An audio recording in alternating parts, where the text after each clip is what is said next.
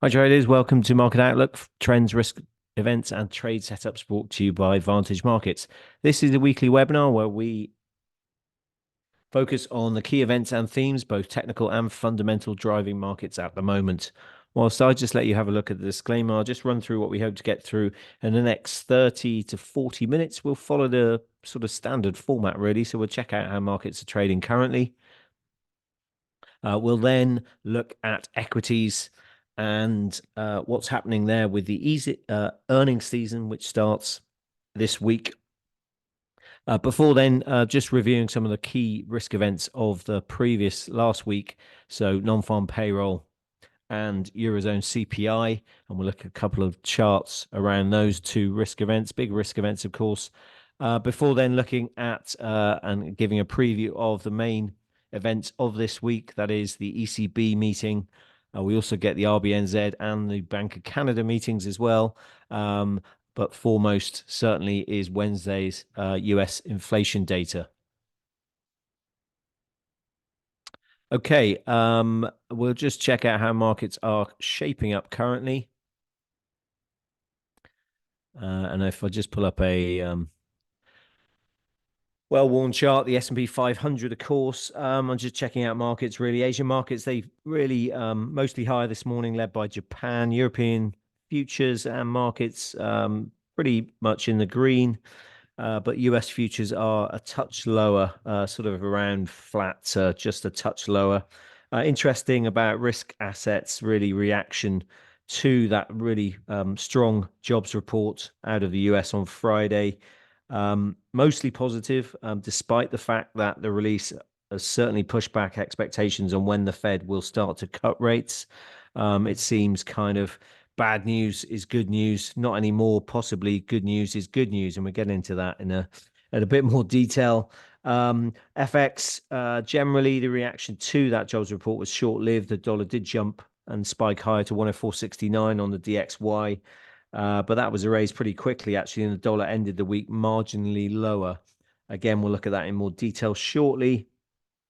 We have had slightly hawkish Fed speak, really signaling that much of the hawkishness could be priced in for now. Commodities, they've been grabbing the headlines, of course.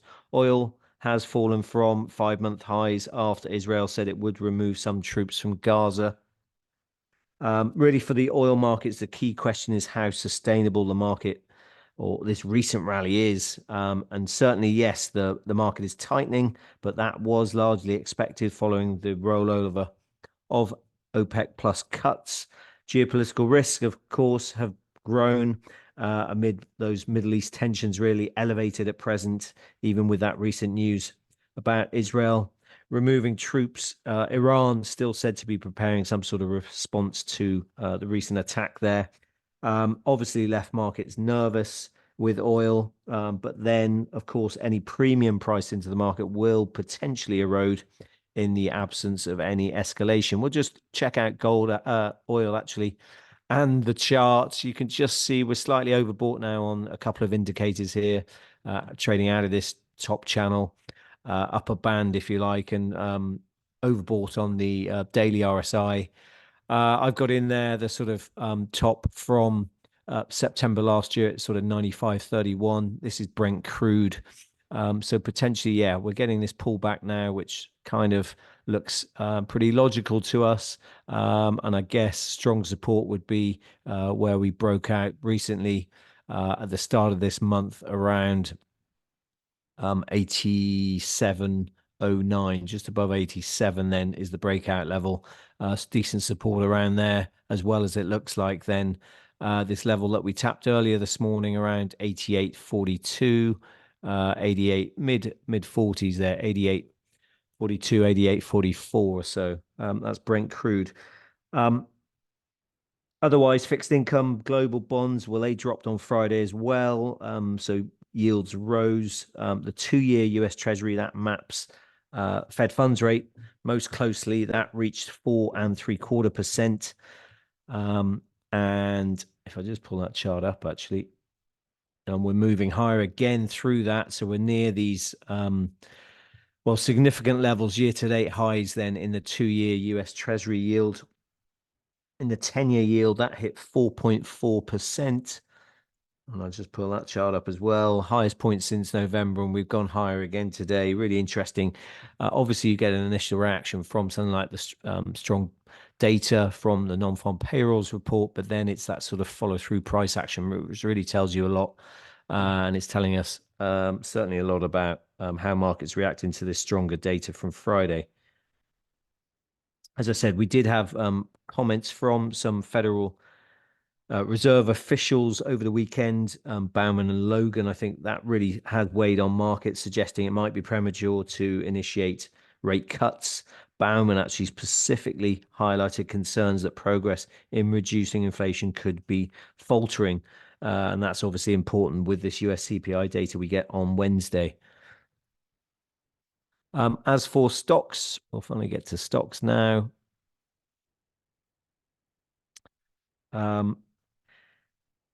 Yeah, we do get the start of the earnings season, as I said, this week, following strong fourth quarter earnings and results to end 2023. Of course, S&P 500 companies, they're expected to post 3.2% earnings growth, according to FactSet. That would mark the third straight quarter of year-on-year earnings growth for the index. Investors really counting kind of on this robust corporate profits for this year to really support rising valuations as the stock market, of course, has rallied to these record highs. The S&P 500 price earnings ratio, that's actually hovering around its highest in about 2 years. So to kick off the earnings season, as is usual, we get some big heavyweight financial institutions. So JP Morgan Chase, Citigroup, Wells Fargo all report on April the 12th. That's Friday. Delta Airlines and BlackRock also among other notable companies set to provide quarterly updates in the days ahead. And we'll be talking more about that. So, of course, as we look at some of these earnings releases next week and the following weeks, with, of course, tech being a big highlight. And we'll also be writing about that, no doubt, in our daily commentary, which is on the website. As for equities, then they ended higher on Friday. You can see from here, but were lower for the week after Thursday's big sell-off. You can see that big bearish engulfing candle there. It was actually the S&P's biggest one-day drop since mid-February, really due to those geopolitical fears. And as I mentioned, really that possible Iranian retaliation for the suspected Israeli attack on its consulate in Damascus. Interesting, really, as I mentioned on Friday, that reaction to the jobs report, a first glance, very strong report that sends yields soaring higher, really. Equity investors saying it's too strong and reacting negatively. But then later in the session in the US, equities really turned around, ended sharply higher, really, led by cyclical growth stocks.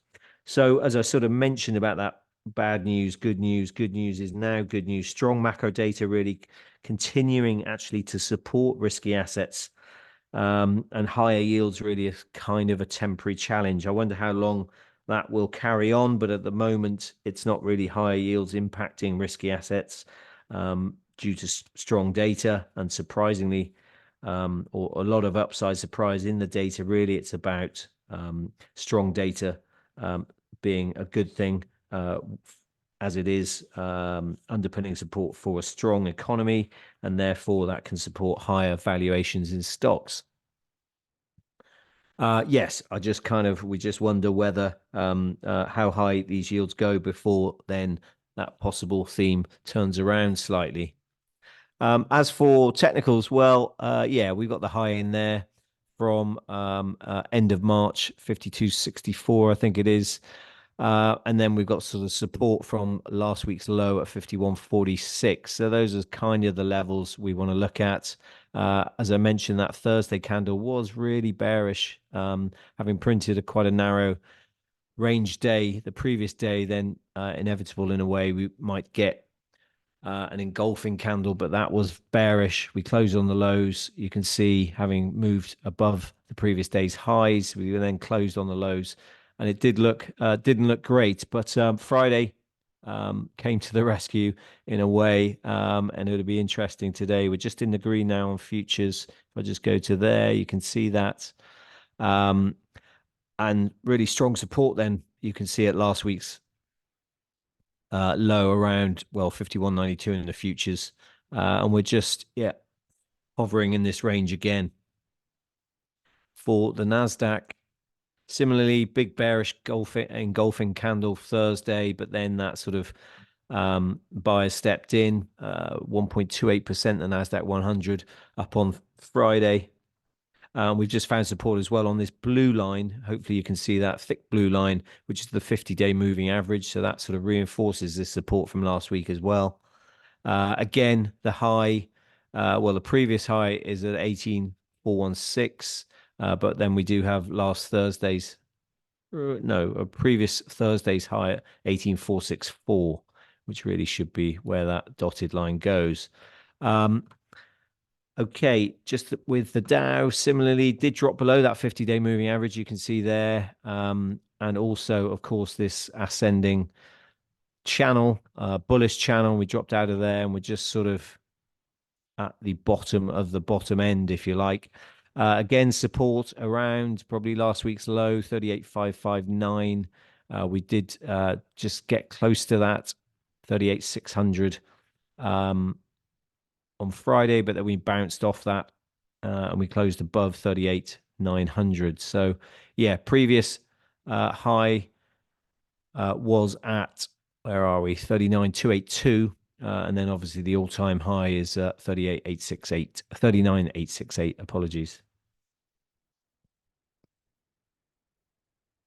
Okay, I did actually, last week we did look at some specific stocks as well. And of course, I should mention, if any of you have any questions, want answered, just looking at some setups, some stocks, indexes, currencies we'll get to shortly, then please do type away in the Q&A and hopefully we can look at those.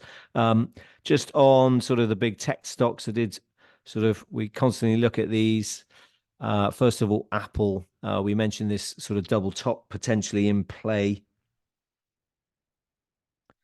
And that fail, I think last week we said failing to close above sort of 179.25, that resumes a downtrend. We're kind of seeing that now potentially.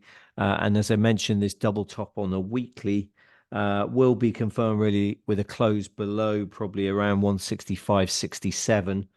And then the downside potential there is the size of this double top, of course. So down to potentially sort of where are we? 155, 145 potentially. But obviously we need to break this neckline, and that will potentially offer strong support. But at the moment, on the weekly at least, if we do break near-term support, which is probably around 168.49, then potentially we're looking at 165.67. If you look on the daily, you can just see, a series of lower lows, lower highs, and then we're coming into this strong initial support before that 165.67 support area, neckline even. As for Amazon as well, I was looking at that. We're near to the all-time high, interestingly enough. So contrast to other tech stocks like Apple, like Tesla. And you can see that all-time high is at 188.65. We closed at 185.07 on Friday. So interesting. We are overbought, I will stress, on the RSI, and we're trading through the upper band of this Keltner channel. That's what we use, similar to Bollinger Bands. So 188.65 bulls will be aiming for, but again, watch that as a strong area of resistance in Amazon. Nvidia, we looked at last week. Again, sort of bearish engulfing candles. We noticed one start of March, and then obviously we had one on Thursday, but we did sort of tap this initial minor fib level around 855.81 sort of area, and we bounced off that. So it'll be interesting whether we hold this. Otherwise, I would look below there at 834.17. Before then, probably around this 50-day moving average, potentially just below or around 800. Interesting sort of junctures for some of these big tech stocks, of course. Can't go without looking at Tesla, which we've highlighted previously. Selling pressure obviously returned on Friday. In contrast to the other Mag 7 at least, and that has obviously been a theme for this year, big theme for this year. Support is probably around 160.51, 160.76, and then key long-term support below that if we lose that initial support is around 152, which you can see there. So again, similar chart to Apple in a way, just a series of lower lows, lower highs, and then whether we break this initial support, then down to major support, as I said, around 152.37. Just if I do look at the weekly, if we do lose that 152.37, then there's not a great deal of support, as you can see there on the weekly chart. Okay, let's now move to sort of last week's main data points. Firstly, Eurozone CPI data, certainly very important and timely with, of course, the ECB meeting on Thursday. So worth looking at this in depth, really. HICP, so that's Eurozone inflation, that declined again in March. The headline was down to 2.4%, consensus 2.5%, and from 2.6% in February. That was the lowest reading since February 2022. And then core inflation, that declined to 2.9%, so below 3%, and that was for consensus reading of 3% actually, and 3.1 was the print in February. I put in here services inflation still remains, though, sticky around 4% for the fourth straight month, while core goods inflation continues to lower. So just something to be aware of. What ECB officials are certainly looking at is services inflation and wage data. But overall, of course, the positive news, it is positive news for the ECB, really, as they continue to signal as well a likely June start to rate cuts. The timing of Easter seems to have impacted inflation actually less than many expected in March. And since Easter also spans April, we could see some effects possibly in the April print. So yes, a positive report all told, but services inflation still a sort of nagging concern for the Governing Council. We did have Euro area unemployment as well. That was unchanged at 6.5%, following an upward revision of the January number to 6.5% from 6.4%. So labour market still remains very strong despite the sort of stagnating economy. Again, that's something for ECB officials to look at for sure. We just check out the chart as well. You can see these falling price pressures, disinflation, basically falling inflation, really sort of supporting a rate cut, 2%, the ECB target, of course. So encouraging for the ECB who meet on Thursday. We'll look at that shortly. But let's get into just some of the US data as well from last week. I think interesting that if we look at, and we don't normally do this, but we will look at this through the sort of eyes of the, I'm sorry, I'm just finding the chart here, of the US 10-year Treasury. So if I just show you this, and it's tough to trade this, but it's interesting to look at. And obviously, as I've said many times, it does drive other markets. It's essentially the global proxy for borrowing costs. Is a sort of key indicator and worth looking at. And just sort of last week, we had this kind of roller coaster ride really in treasuries. Easter Monday, we had sort of, and it's good to look at this then through the data is what I'm trying to get at, which will have impacted pricing, of course. So last Monday, we had consensus beating, growth signaling really manufacturing ISM data. So that triggered a sharp move higher in yields. And we'll look at this through the dollar as well, a move higher in the dollar. The move then continued on last Tuesday, this is, with rallying oil prices. So Brent was sort of hit $90. And that added further pressure. We then got sort of technical support levels around these year-to-date highs in the 10-year Treasury yield, which kind of avoided steeper losses on Tuesday together really with a tougher risk climate. So then we saw this pull back slightly in yields. Again, then the natural drift north sort of re-emerged as we had, well, those lower than expected Eurozone figures kind of impacted as well, cemented the case for a 25 basis point June ECB cut, and that kind of had an impact on bonds, global bonds and yields, and then the US Treasury. But we also had better ADP data, which helped out yields again for in the US. And we had the first time where we moved above 4.4% in the 10-year that you can see here. That was the first time since the end of November last year. So again, on the edge of a breakout, which would have had a big move and a big impact on the dollar for sure. But then we had US services ISM, as well as Fed Chair Powell's speech, really, which then dented enthusiasm. And we saw this move back down below 4.4%. That ISM data declined in the services from 52.6 to 51.4. And details really showed, well, accelerating business activity, strong new orders.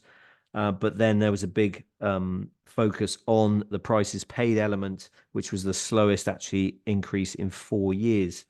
The ISM, they actually did warn not to read too much into this move because of rising fuel prices. But certainly the release did prove to be a sort of turning point in the US trading session around treasuries and then the dollar, which gradually sort of erased gains afterwards. Again, Powell's speech as well sort of struck a nerve with markets with the view that recent data doesn't really materially change the overall picture, continues to be one of solid growth, a strong but rebalancing labor market, inflation moving down to 2% on a bumpy path. So interesting comments from him, of course, before the US CPI data. He's also said the Fed is still on track to lower policy rate at some point this year. And it's interesting with his wording, whether at some point this year, of course, doesn't mean June, but means July or further out, of course. And he also added actually that the Fed still needs greater confidence that inflation is moving sustainably down towards 2%. Really, that then suggesting the central bank does have time to let incoming data guide the decision. So that was sort of treasuries, and we're pushing on higher now. And if we just sort of compare it to the dollar, you can just see that push up and then pull back. And then we haven't obviously gone higher now like we have with the 10-year treasury. And that'll be interesting to see whether we do or not. There is some speculation around sort of de-dollarization and why the dollar isn't higher at the moment. And certainly this sort of tallies with stronger gold prices and potentially China being a name thrown out there. They're adding to or have been strong buyers of gold, and potentially then this issue around sort of de-dollarization, as I say, and that then impacting on why the dollar isn't higher at the moment. Interesting sort of story theme around that, and one seriously to sort of or potentially to look at as a sort of underlying theme going forward.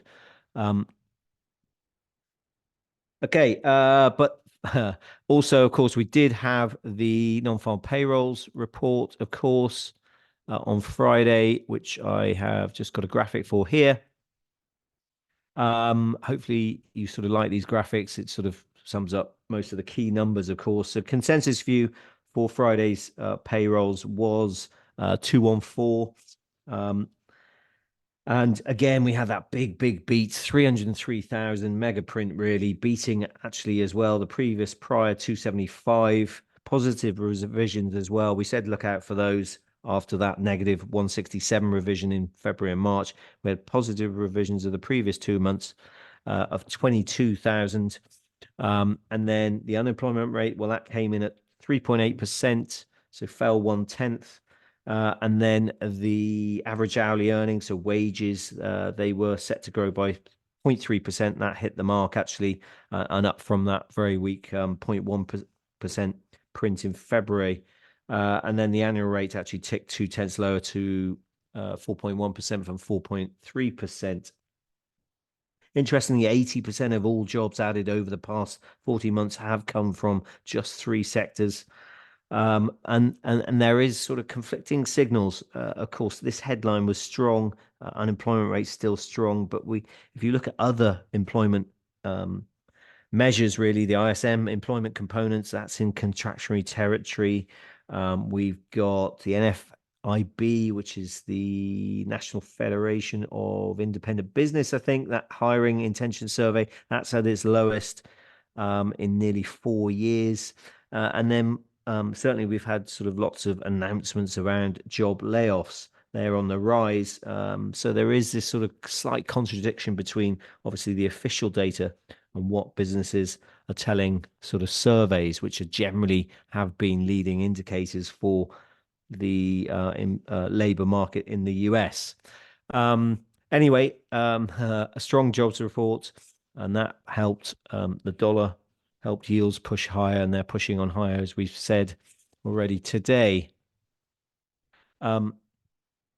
I just got in here actually then what markets are pricing in. I could get to that in US CPI, but we've got it on here. So it's really the first time now that markets now see a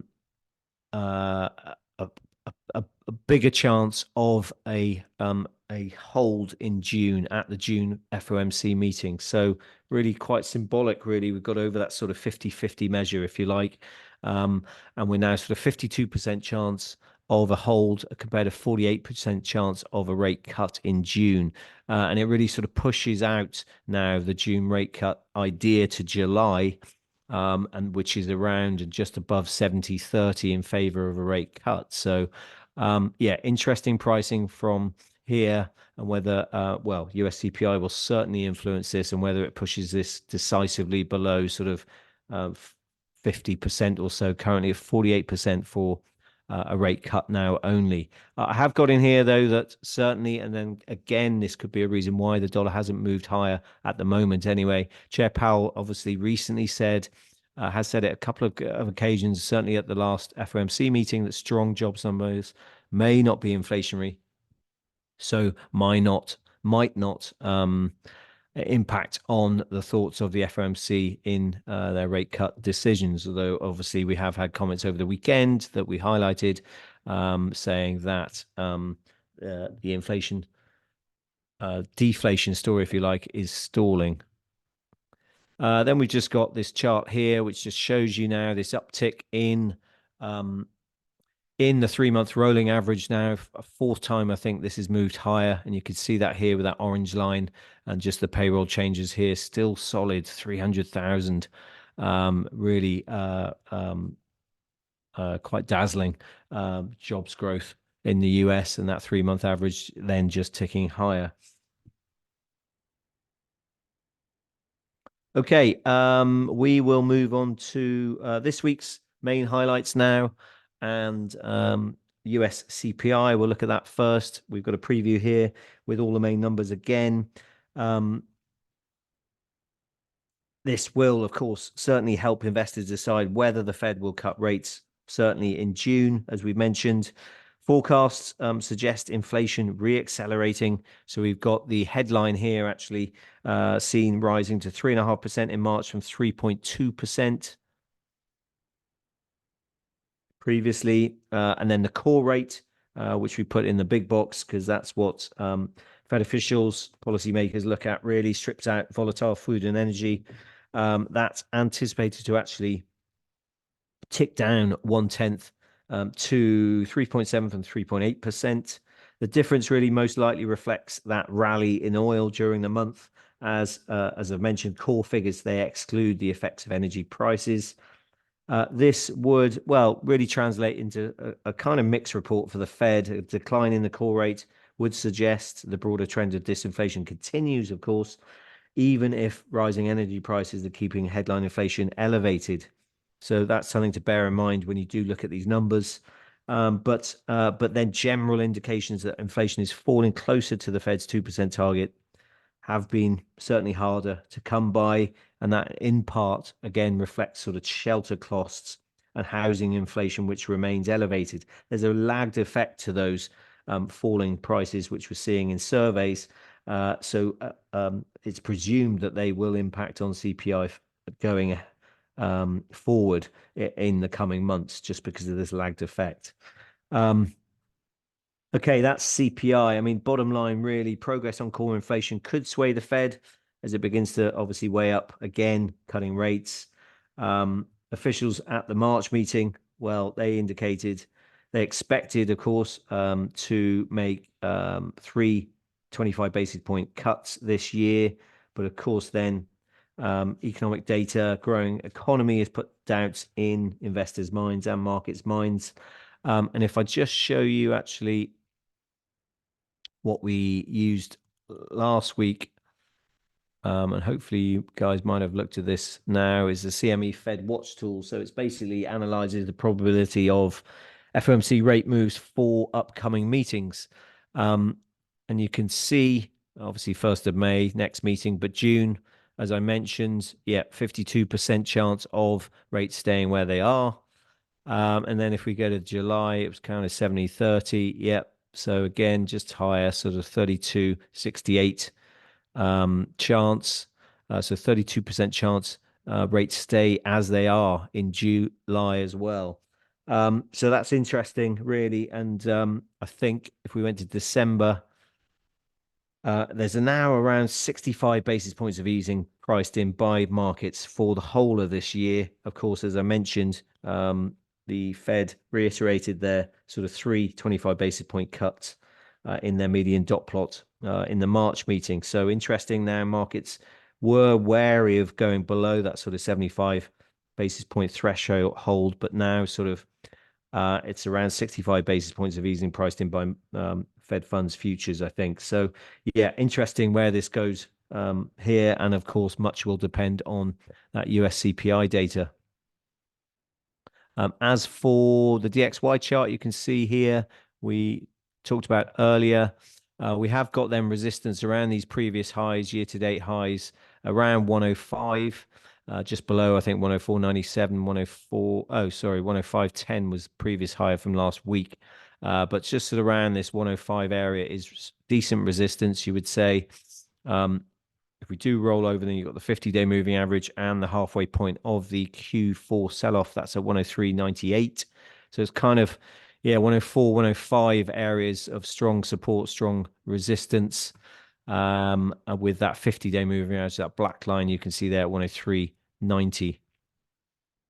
I just want to check actually whether, if we look at a longer term moving average, yeah, it's pretty close to the 50 days. So that 200-day moving average is at 103.80, just reinforcing that sort of 104 area, really.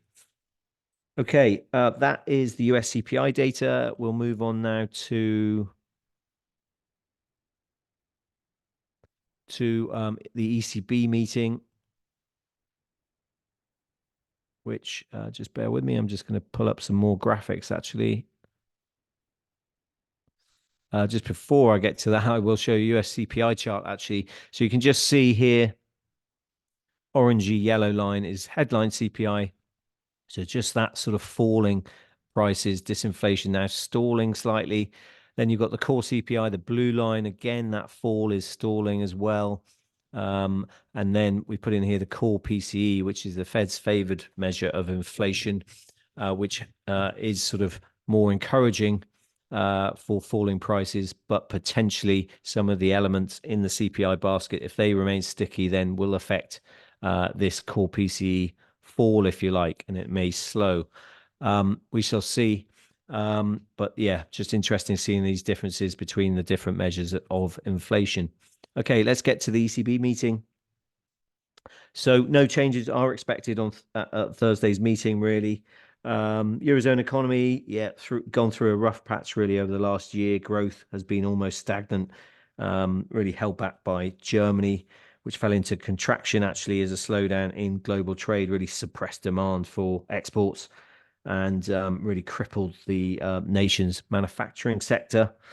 On the bright side, that said, of course, economic stagnation has helped dampen inflationary pressures. Inflation fell to 2.4% in March, the headline, and the core, as we've mentioned, fell down below 3% to 2.9% in the most recent reading. That really pushed the ECB one step closer to cutting rates. Most officials as well have pointed to a June cut as the most likely scenario, with even hawks on the governing council falling into line. Investors really share this view as well. A June rate cut now fully priced in to money markets, reflecting really that slower growth pulse as well as the cool down in inflation. Interestingly, I've put in here this composite PMI, which was revised up into expansionary territory for the first time since May 2023. So just interesting data point for the ECB as they gather on Thursday. Essentially, though, probably likely the ECB used this meeting really as a stepping stone.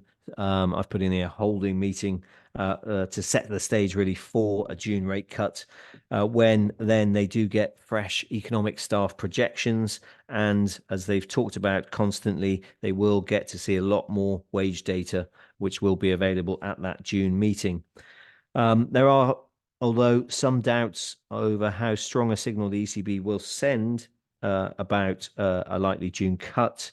It could do this by changing the wording of its policy statement so it no longer says interest rates have to be maintained for a sufficiently long duration. So it could change that to bring inflation, of course, down to 2% target.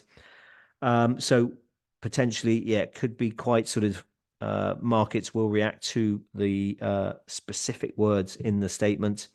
But then if not that, then it could be left to President Lagarde's press conference after the statement to provide guidance really without potentially tying the central bank's hands at activity and wage data potentially remaining strong.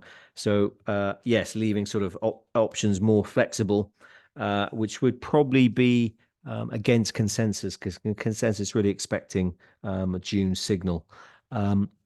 I put in here, yeah, there's still around 25 basis point rate cuts priced in, so 87 basis points in total. And yeah, June at the moment fully priced in. So if certainly if President Lagarde is more hawkish, more cautious about rate cuts, then that will really upset markets, which are fully priced in this June rate cut. Although potentially, if she sort of couches that with the fact that the ECB will pull the trigger and then potentially follow it up with another rate cut, maybe in July. I think it's July the 18th, the following ECB meeting after June the 6th, which is that key meeting. Then yes, that will be interesting and cause volatility for sure in the euro.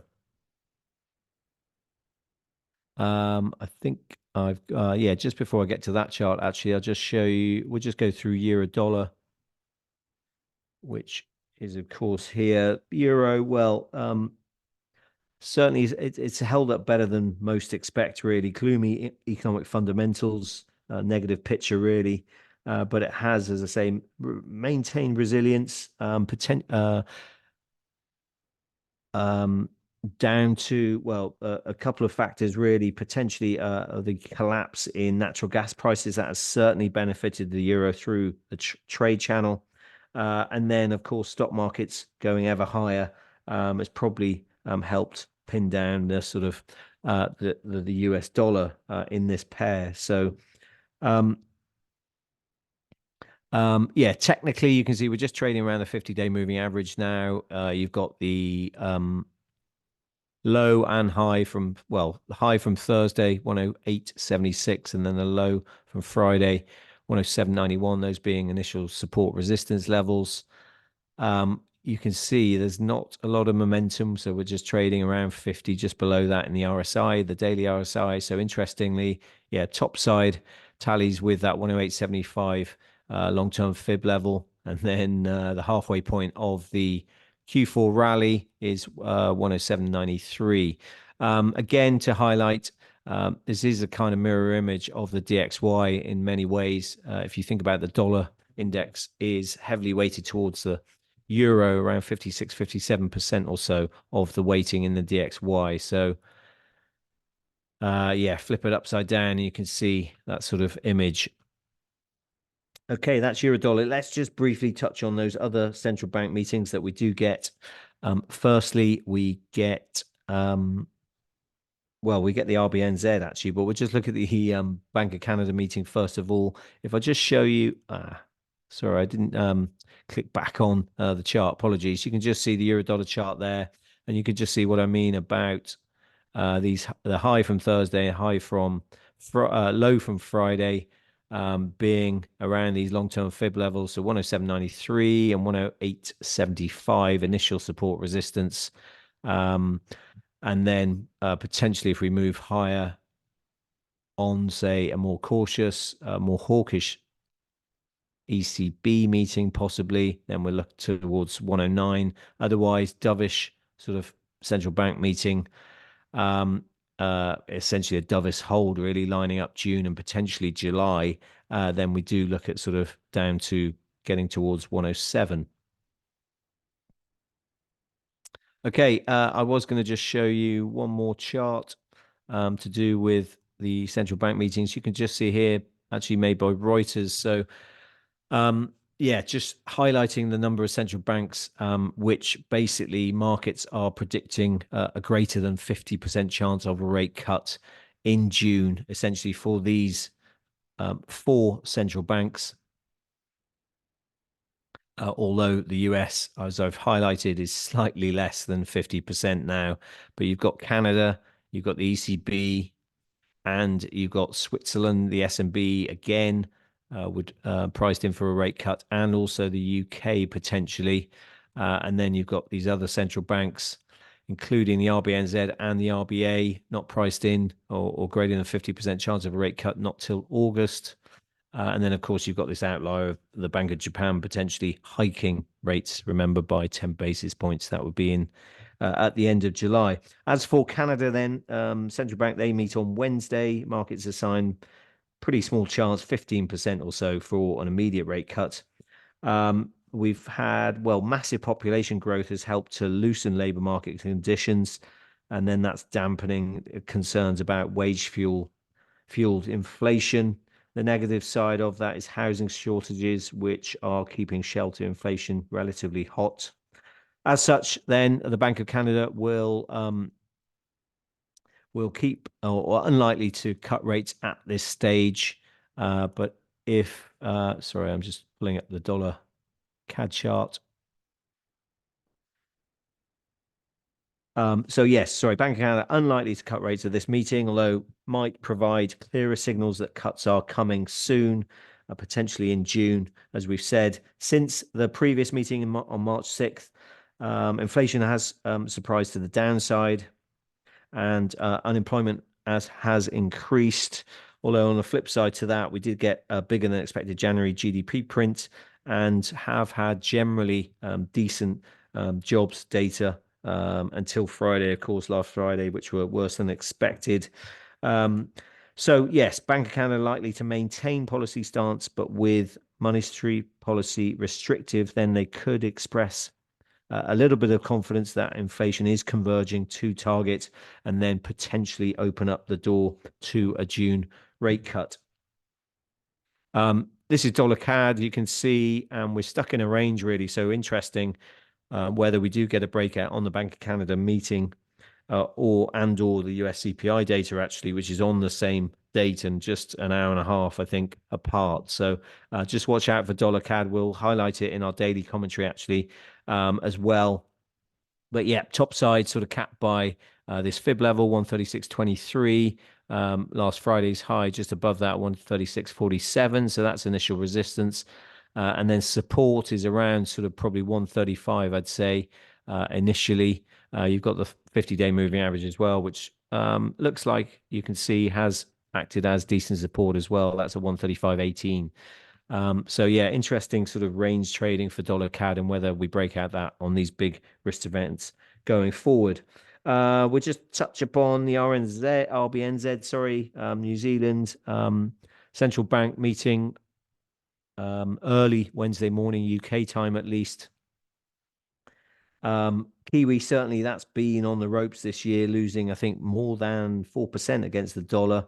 Economy, well, it fell into a minor technical recession late last year, and that's weighed on um, uh, confidence for sure.